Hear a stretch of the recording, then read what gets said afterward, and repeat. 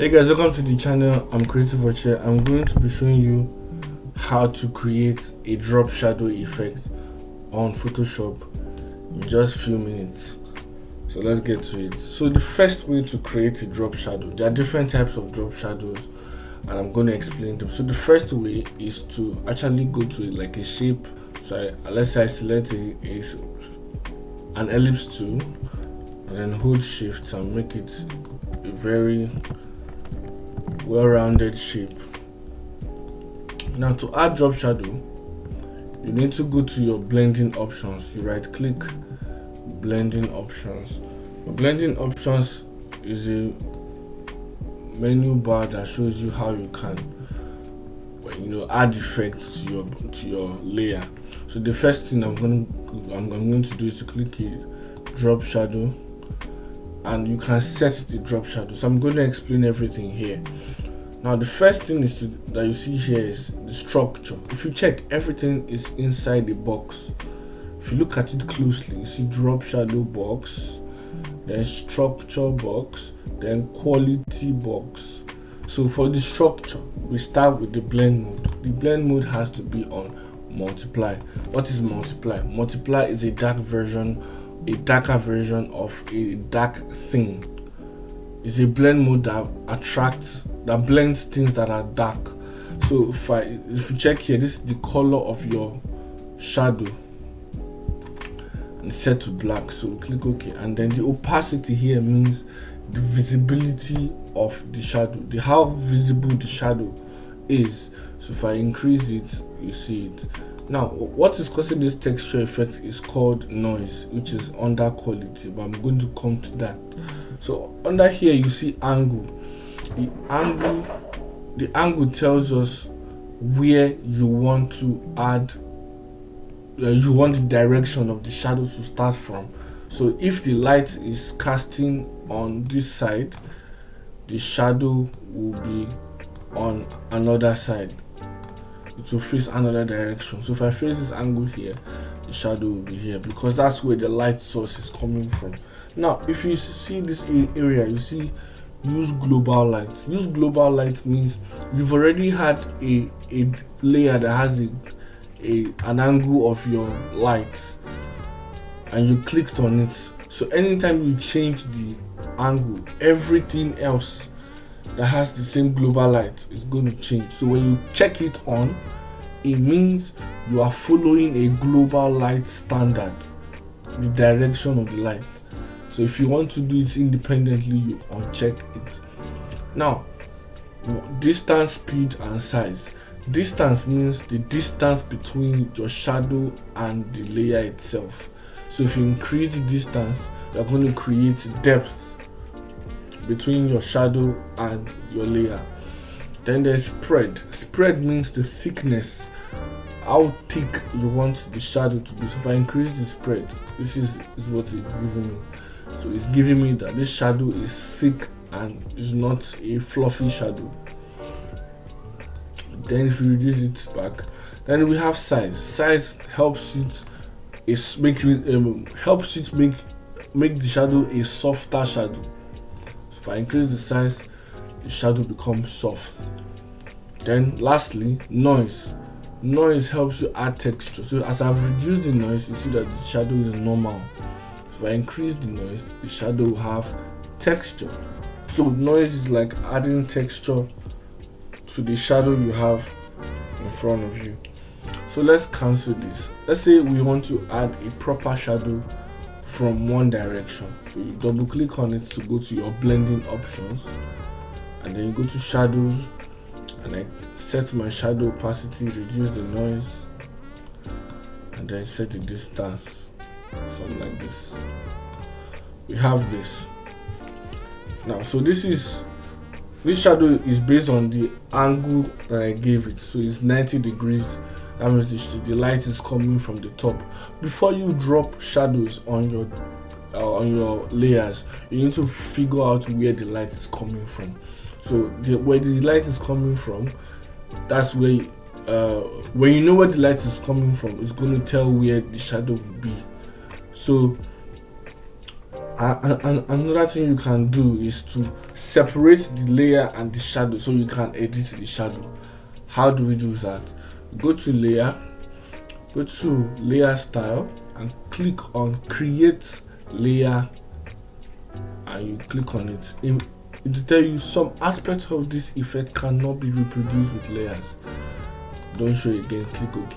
As you can see, this is the layer and this is the shadow. They're independent. So let's say, for example, now it's a drop down light and we want to make the shadow look like as though this circle is standing on top of the shadow. So like, how do we do that? Since we have the shadow independent from the circle's layer, we can customize it. Click on this and hold shift, then bring it down like this, then take it to this part, bend it like this. So it's telling us that, oh, this circle is standing. It's not hanging, it is standing. So I can make this small so it looks real. So it's telling us that this circle or this ellipse shape is standing on the shadow. It's not hanging like before. So that is why it is needed. Let's say, for example, we bring the shadow to this point like this. I'm just telling us that it is standing, but the light source, let me use a brush to highlight that. It's standing, but the light source is coming from this angle. So the shadow has to be at the other side. But it is what is still standing. So that is how to use shadow. So let's use shadow on a real life object, like let's say a ball, for instance, so you have a proper understanding of what I'm teaching you. I have a basketball here. Yeah, I'm going to use it. So this basketball is here. Let me turn off the shape tool. So this basketball is here, and I want to add depth to it. So let's add a background where the basketball can stay, which is this. So I put this here. So now let's take this down, and this is the ball. I think there are white edges. Let me create a shape so I can clip it inside. So this is the shape, and then increase the size of the shape a little bit like this. This is okay. So I'll just clip the ball inside so that that's a hand. Those white edges will not show. Now we have this ball. Now, how do we add shadow to this ball? First things first, we follow the same process. Let's use the shadow from the circle. This is the shadow from the circle. So now, first things first, we determine where the light is coming from. Where's the light coming from? Let's maintain this arrow. Now, when we use that arrow, we just click on it and drag this, and then bring it here, and then bring this like this. So bring it under the ball so it looks real.